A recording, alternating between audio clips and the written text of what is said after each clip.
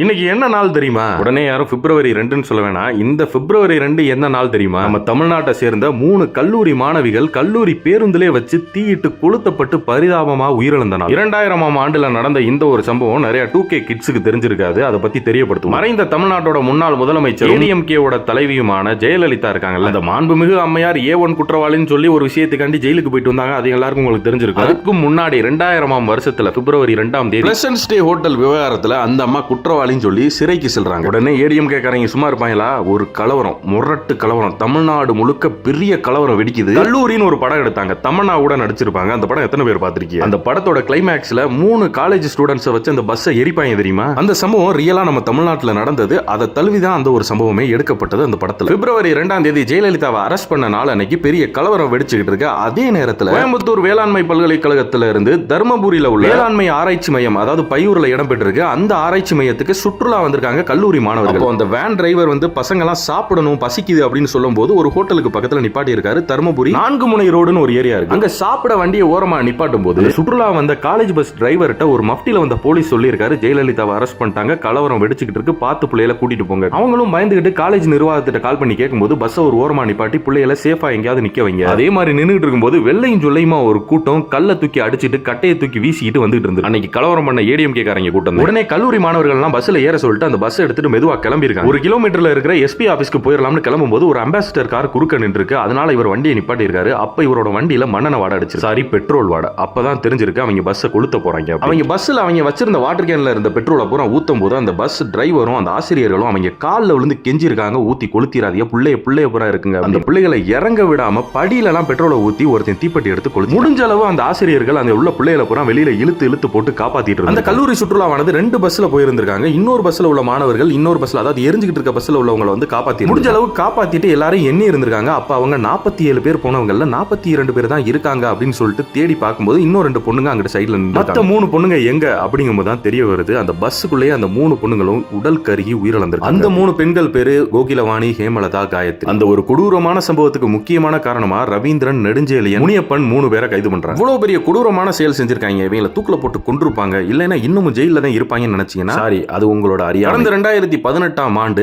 எம்ஜிஆரோட 100ஆண்டு விழாவை முன்னிட்டு அவங்க கட்சிக்காரங்கல்ல எவ்வளவு பெரிய கொடூரமான தவறு செஞ்சிருந்தாலும் எப்படியாவது அவங்கள வெளியில விட்டுறணும், அதுவும் நம்ம அம்மாவுக்காண்டி பண்ணிருக்காங்க அப்படின்னு முக்கி முணங்கி போராடி 2018ல அவங்கள விடுவிச்சிடறாங்க. சூப்பர்ல. நன்னடத்தை காரணமா அவங்க வெளியிட்டாங்க. கைத்தவரி பெட்ரோலை ஊத்தி கைத்தவரி தீய பத்தி போட்டாங்க. பாவம் வெளியே போ ADMK காரங்க. அவ்வளவுதான். இதை எதுக்காக சொல்ல வந்தேன்னா, அவனுக்கோ நினைவு நாளை கொண்டாடுறாங்க. ஒரு ஊழல்வாதி ஜெயிலுக்கு போனதுனால ஒரு கலவரத்தை ஏற்படுத்தி 3 அப்பாவி மாணவிகளை கொளுத்தி கொண்டிருக்காங்க. அவங்களுக்கு நினைவஞ்சலி செலுத்த வேணாமா? அதுக்குதான். நன்றி.